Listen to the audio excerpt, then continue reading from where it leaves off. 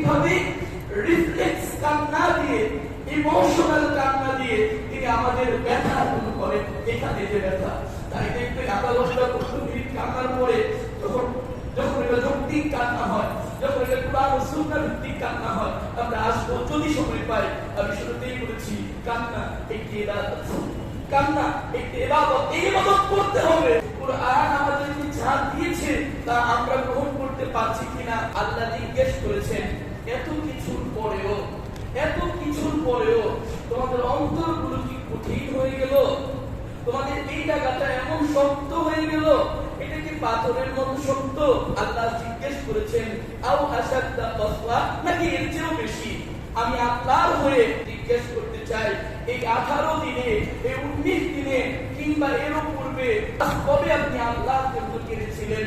নিজেকে জাহান্নাম থেকে বাঁচানোর জন্য কেঁদেছিলেন? যদি আপনি কেঁদে না থাকেন, আপনি মনে রাখবেন আপনি বড় একটি ইবাদত থেকে বঞ্চিত হয়েছেন। আপনি জেনে রাখবেন এটাকে আমি দাম্ভিকতায় ফেলবো। আপনি আল্লাহর জন্য কাঁদেননি কেন? কারণ কান্নার তো অসংখ্য আয়াত আর হাদিস আল কোরআনে শরীত। কান্না যে একটি ইবাদত, এই ইবাদতটি কেন করলেন না?